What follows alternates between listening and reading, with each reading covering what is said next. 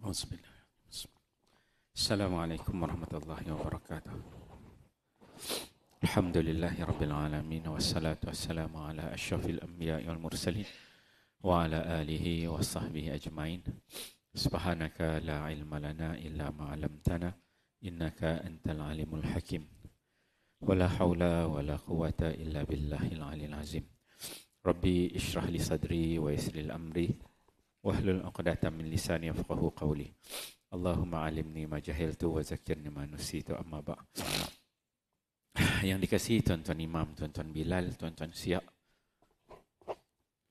ahli jawatan kuasa masjid surau, ahli jawatan kuasa surau OBT, orang belakang tabir OBT. Hadirin hadirat muslimin muslimat dikasihi Allah sekalian. Alhamdulillah, syukur kita pada Allah Subhanahu wa taala. Allah memberikan keizinan kepada kita untuk sama-sama datang ke surau ini. Mana yang sempat berbuka tadi, berbukalah sama-sama, kita berdoa sebelum berbuka, merupakan waktu-waktu yang dimakbulkan oleh Allah Subhanahu wa taala. Kemudian Allah mengizinkan untuk sama-sama kita solat maghrib berjemaah dan dapat kita sama-sama duduk mendengar tazkirah sedikit sebelum kita solat Isya. Moga-moga solat Isya dapat juga samalah, solat Isya, tarawih, witir dan seterusnya. Jadi insyaAllah pada malam ni bagi mengisi kekosongan waktu untuk tazkirah antara maghrib dan Isya ni, saya nak sambung kita punya bacaan kita berkaitan dengan karya yang ditulis oleh pihak JAKIM, Jabatan Kemajuan Islam Malaysia. Yang mana karya ni dia menghimpunkan, dia tajuk dia Himpunan Hadis-Hadis Sahih Siri 1. Siri 1 ni saya dah baca daripada mula lah, daripada 1 Ramadan sampai pagi tadi kita dah habis dah. Dia ni tajuk dia keutamaan puasa dan juga Ramadan. Ada dalam 20 lebih 21 hadis. Yang ni kita dah khatam dah kitab ni, kira alim lah dah. Bab-bab keutamaan hadis ni dah alim dah tu. Ada 21 hadis. Dia letakkan situ tajuk dia Kunci Ar-Rayyan.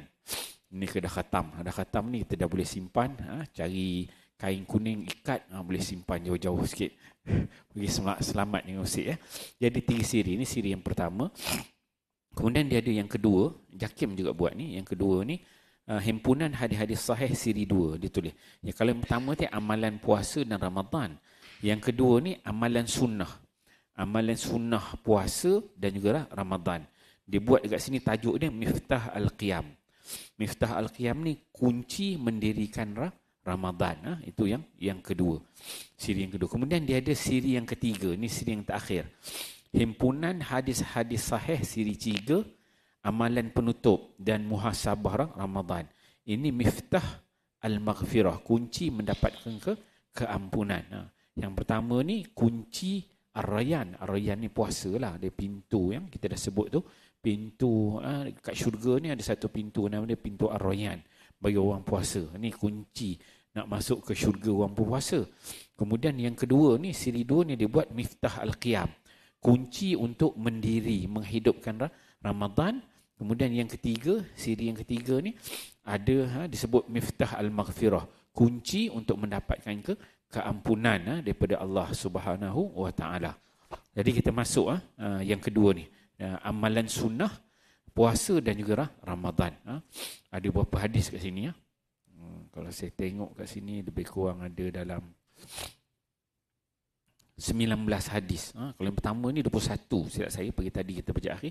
Yang kedua ni ada 19 hadis. Yang ketiga ni lagi nipis, ada sekitar dalam 13-14 hadis saja. Okey, kita tengok siri yang kedua ni.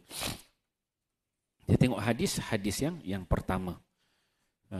Hadis yang pertama, apakah maksud mendirikan Ramadan? Dia kata hadis ni.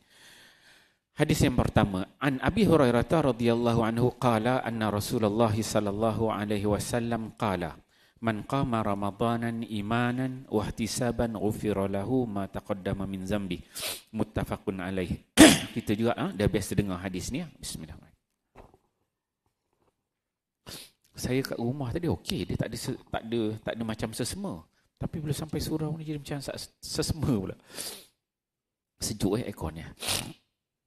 Rumah tak ada okey. Bila buka puasa ni sok-set kan. Allah Rabbi ya. Okey. Okey, hadis yang pertama ni. Hadis ni kita biasa dengar. Dia akhraj Bukhari fi sahih. Disebut dalam oleh Bukhari dalam sahih dia. Daripada Abu Hurairah radhiyallahu anhu, beliau berkata bahawa Rasulullah sallallahu alaihi wasallam bersabda, sesiapa yang mendirikan memenuhi tuntutan puasa dan menghidupkan malam-malam Ramadan dengan penuh keimanan dan mengharapkan keredaan Allah, akan diampunkan semua dosanya yang terdahulu. Muttafaqun alaih. Maksudnya bila sebut muttafaqun ni ada dalam Bukhari, ada dalam Muslim. Apa pengajaran hadis yang pertama ni? Dia kata, Allah Subhanahu wa taala telah mensyariatkan puasa pada siang hari pada bulan Ramadan dan menggalakkan solat sunat tarawih dan ibadah-ibadah lain pada malamnya. Antara ganjaran bagi orang yang menghidupkan malam pada bulan Ramadan dengan kesungguhan dan keikhlasan mengharapkan keridhaan Allah, maka akan mendapat pengampunan dosa daripada Allah. Jumhur ulama Syafi'i, mazhab Imam Abu Hanifah, mazhab Imam Ahmad dan sebahagian ulama mazhab Maliki telah bersepakat mengatakan solat sunat tarawih ini yang afdalnya dilakukan secara berjemaah sebagaimana yang telah dilakukan oleh Sayyidina Umar dan juga para sahabat. Itu hadis yang pertama. Okey, kita bahas sikit kata. Hadis daripada Abu Hurairah, kita dah biasa dengar nama ni. So Abu Hurairah Nabi sebut siapa yang mendirikan Ramadan, man qama Ramadan imanan, satu, ada dua syarat ni diletakkan oleh Nabi. Satu, al-iman, penuh iman. Kedua, al-ihtisab. Ihtisab ni mengharapkan keridhaan Allah. Dua ni ada, maka diampunkan dosa-dosa yang telah lalu. So dua syarat ni lah supaya dosa-dosa kita yang telah lalu diampunkan oleh Allah Subhanahu wa taala. Kemudian di nombor 3 ni dia kata pengajaran hadis. Jumhur ulama Syafi'i, mazhab kita lah, mazhab Syafi'i, mazhab Abu Hanifah, mazhab Imam Ahmad dan sebahagian mazhab Maliki. Dia bersepakat mengatakan solat sunat tarawih ini yang afdalnya dilakukan secara berjemaah. Boleh kita buat solat sunat tarawih ni secara seorang-seorang. Tapi yang sunatnya dilakukan secara berjemaah. Yang afdal dia tulis ini. Yang afdalnya dilakukan secara berjemaah. Sebagaimana yang telah dilakukan oleh Sayyidina Umar dan juga para sahabat. Kalau kita tengok dalam hadis Nabi, sebenarnya Nabi yang betul-betul dia semayang sunat yang dikatakan sahabat ikut qiyam malam yang dikatakan tarawih itu sebenarnya ada beberapa hari sahaja. Beberapa hari sahaja yang Nabi buat. Kemudian sahabat malam pertama beberapa orang sahabat ikut. Malam kedua lagi ramai ikut. Malam ketiga lagi ramai. Menyebabkan selepas itu masih awak. Ini mahal Orang bagian datuk ni dia faham. Sense dia kuat. Dia tengok sense dia bagi tisu selalu. Betul awak sejuk awak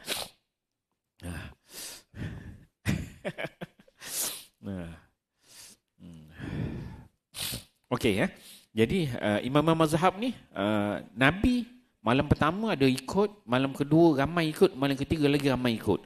Tapi selepas itu Nabi SAW dia buat juga solat qiyam dia, solat tarawih itu, tapi dia buat sendiri, dia balik rumah. Sebab apa? Sebab dia takut nanti para sahabat merasakan bahawa malam Ramadan ni jadi seolah-olah sembahyang tarawih itu jadi wajib pula. Jadi Nabi yang dibuat sendiri. Dan kalau kita tengok ada hadis-hadis yang menyebut bahawa ada dalam antara Ramadan tu semua sembahyang sendiri je pun ada. Sebab Nabi dekat Madinah tu 10 tahun. Kalau 10 tahun Ramadan tu ada pelbagai kisah di sebalik qiyam Ramadan. Jadi pengajaran yang dapat kita ambilnya hadis pertama ni perlu kita ada iman yang pertama dan juga kita mengharapkan keridhaan Allah. InsyaAllah Allah ampunkan dosa-dosa yang telah lalu. Kemudian hadis yang kedua, an Abi Hurairah qala kana Rasulullah sallallahu alaihi wasallam yuraghibu fi qiyam Ramadan min ghairi ayyamurahum fihi bi'azimah fayaqulu man qama Ramadana imanan wa ihtisaban ghufira lahu ma taqaddama min zambi. Fatuwfiya Rasulullah sallallahu alaihi wasallam wal amru ala dhalik. Summa kana al amru ala dhalika fi khilafah Abi Bakr wa sadra min khilafati Umar ala zalik. Ini hadis Hadis dalam Sahih Muslim. Daripada Abu Hurairah radhiyallahu anhu, beliau berkata adalah Rasulullah sallallahu alaihi wasallam menggalakkan untuk mendirikan Ramadan dengan amalan yang saleh tanpa menyuruh mereka dengan azimah. Azimah ni maksudnya kesungguhan yang menunjukkan wajib. Sampai kita nampak azimah tu jadi macam benda yang wajib lah. Dan baginda sallallahu alaihi wasallam bersabda, sesiapa yang mendirikan Ramadan, dia tulis kat sini, salat tarawih lah, dengan penuh iman dan juga ihtisab mengharapkan keridhaan Allah, akan diampunkan dosanya yang telah lalu. Maka selepas Rasulullah wafat, perkara itu tetap diteruskan seperti itu juga. Demikian pada zaman khilafah Abu Bakar radhiyallahu anhu hingga pada permulaan khilafah Umar adalah tetap diteruskan seperti itu. Jadi berterusan sebenarnya. Zaman Nabi wafat, Abu Bakar pun teruskan juga ada qiyam Ramadan. Umar juga meneruskan yang daripada yang 8 Nabi buat, dia jadi 20 zaman Sayyidina Umar Al-Khattab. Dia kata sini, amalan menghidupkan malam Ramadan adalah sunnah Nabi SAW. Dan antara amalan yang disunatkan adalah solat-solat sunat seperti solat tarawih, solat tahajud, solat witir dan lain-lain. Jadi kita jangan bulan Ramadan ni malam tu kita ingat tarawih aja, dia banyak lagi sembahyang-sembahyang sunat yang lain boleh dibuat. Kita tahajudnya, qiyam tu, solat dengan witirnya, nak buat sembahyang taubatnya, nak buat sembahyang hajatnya, apa-apa jenis solat sunat yang boleh dilakukan. Sembahyang sunat tasbih ke, bagi yang mampu.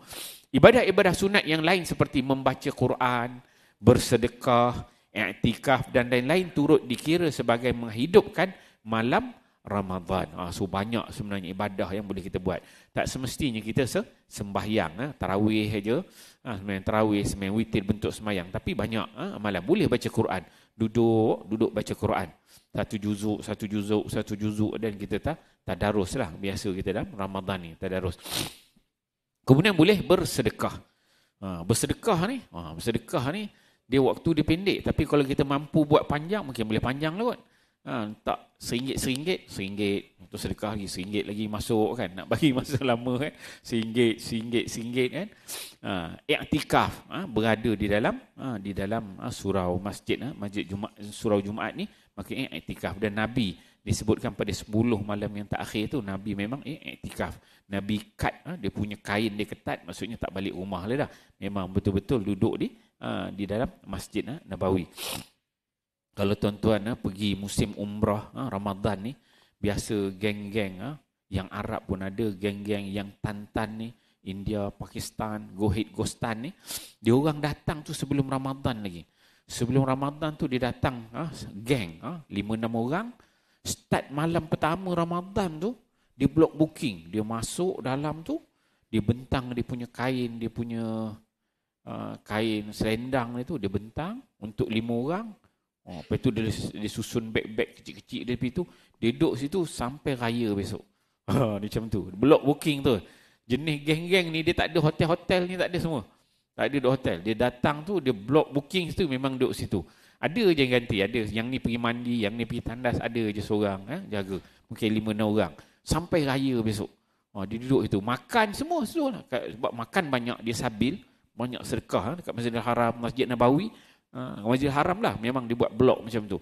Terus tak keluar dalam tu, iktikaf terus sampai sekarang ni. Sebab itu kalau musim Ramadan tu lagi ketat. Bukan satu je, penuh bersusun dia dalam Masjidil Haram tu.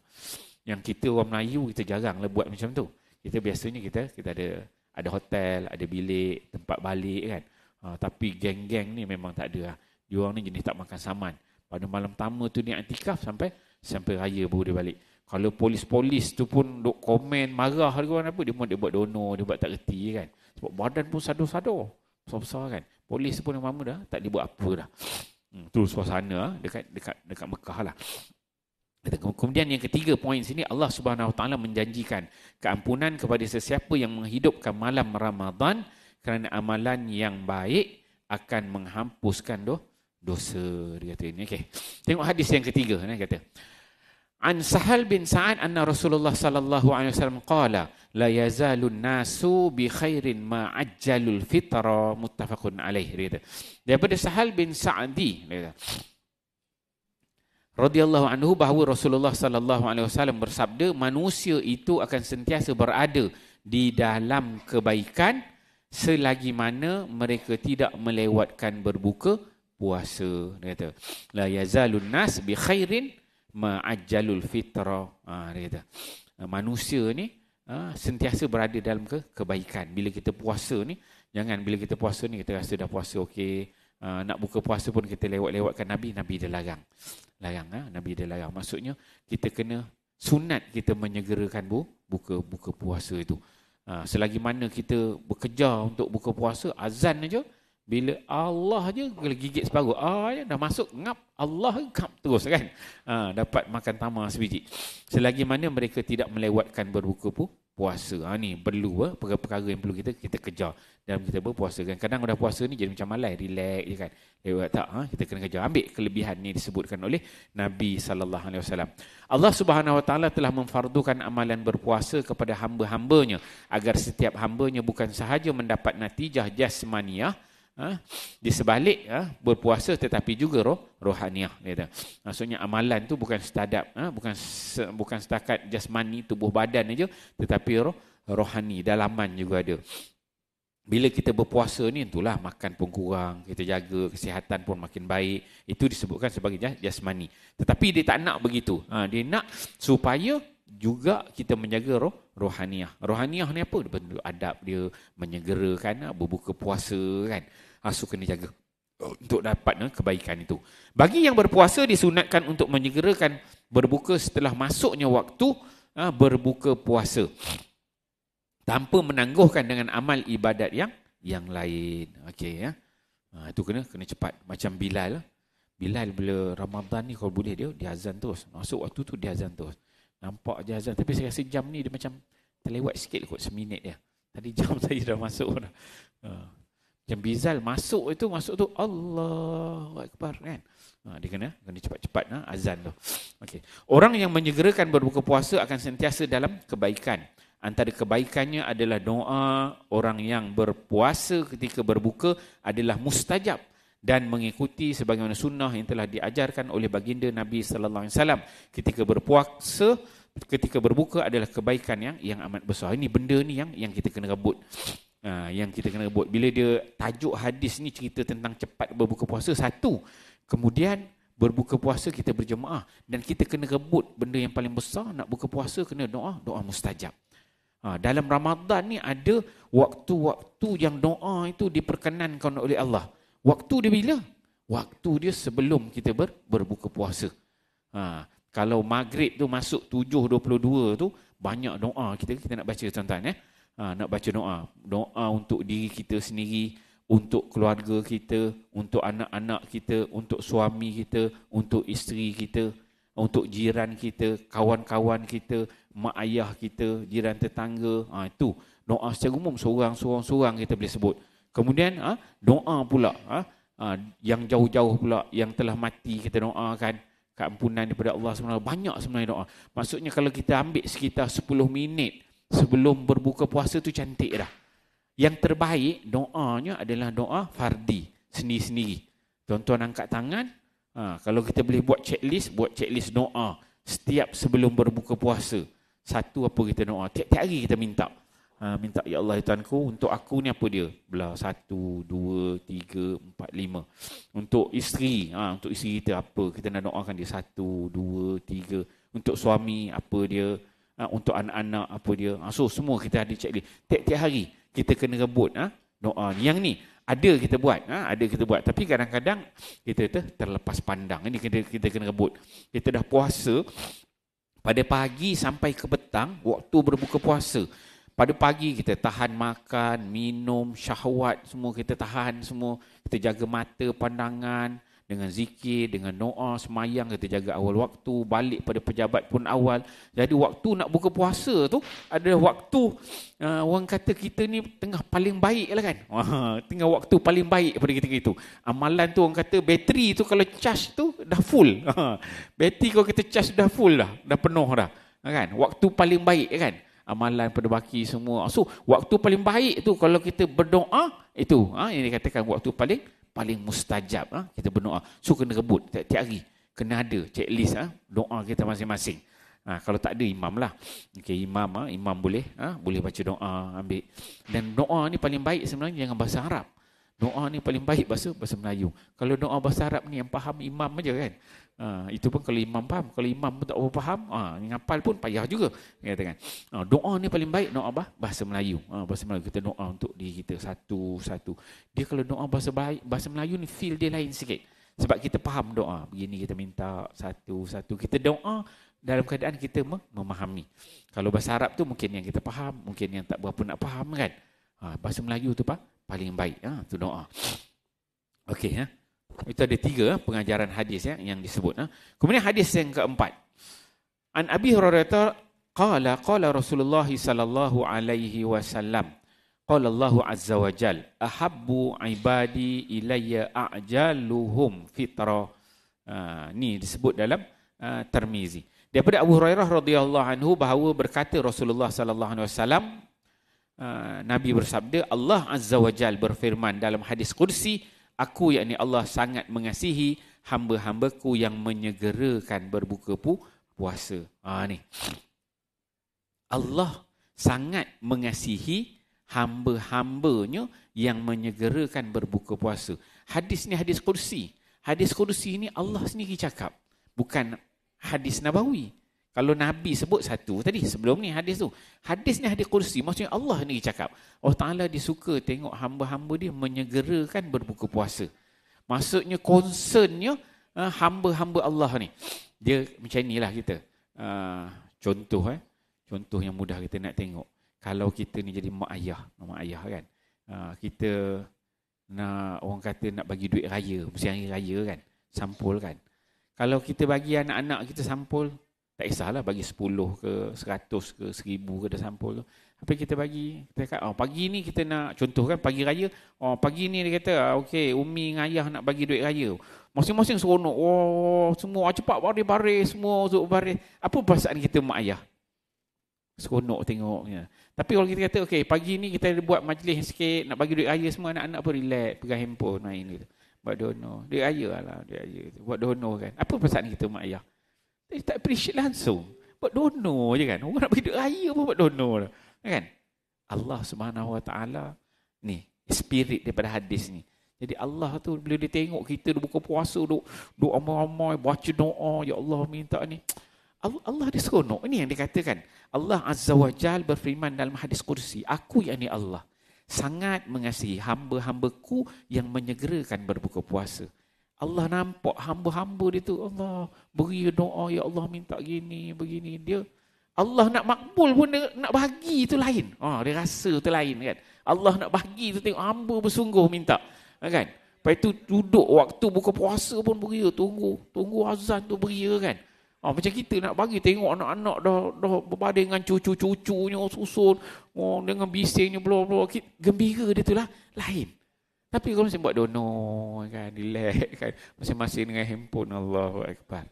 Ni spirit daripada hadis yang kita kena faham. Kita kena ambil. Kalau kita rasa nakkan doa kita Allah Ta'ala ampunkan, kita nak kasih sayang Allah pada kita, pada isteri, pada anak, pada keluarga, pada suami kita, so kita kena ikut. Ini yang Allah anjurkan. Okey, dia kata ni.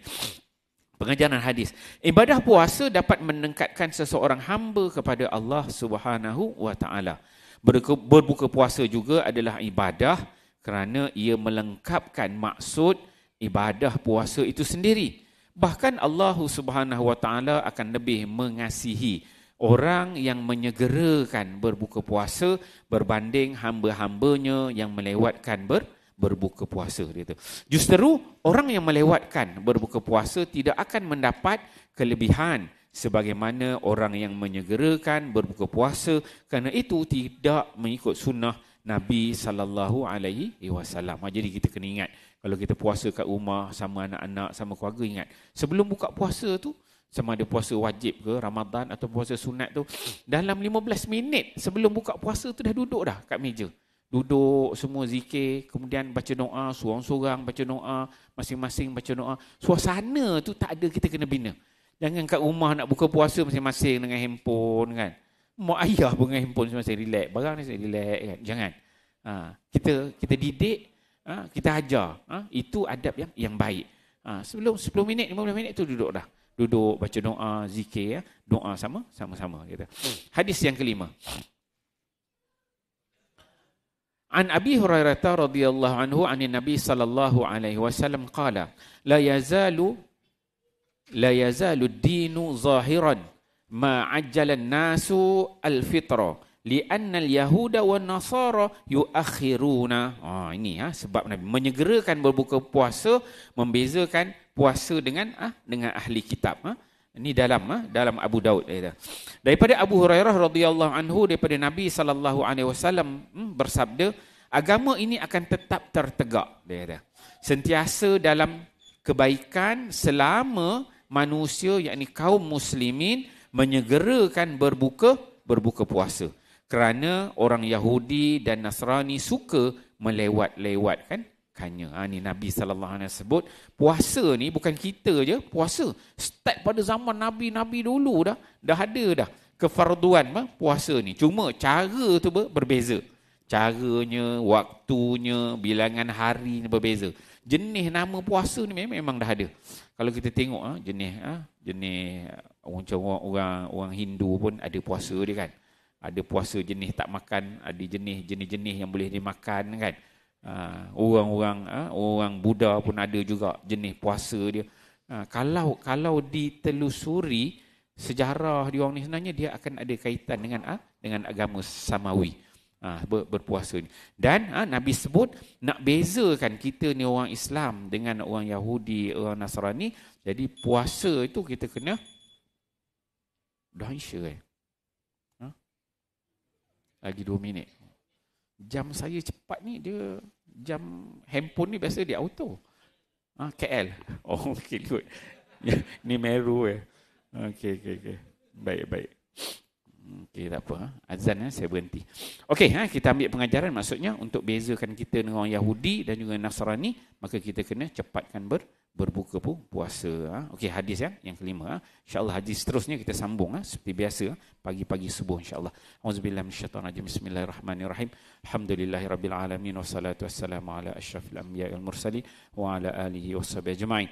Allahumma ij'al jam'ana hadza jam'an marhuma wa tafarruqana min ba'dihi tafarruqan ma'suma wa la taj'alillahumma fina wa la ma'ana wa la mayattabi'una syaqiyan wa la matruda wa la mahruma bi rahmatika ya arhamar rahimin. Rabbana atina fid dunya hasanah wa fil akhirati hasanah wa qina azabannar. Wa sallallahu alaihi wasallam Muhammad wa ala alihi wasallam. Alhamdulillahirabbil alamin. Assalamualaikum warahmatullahi wabarakatuh.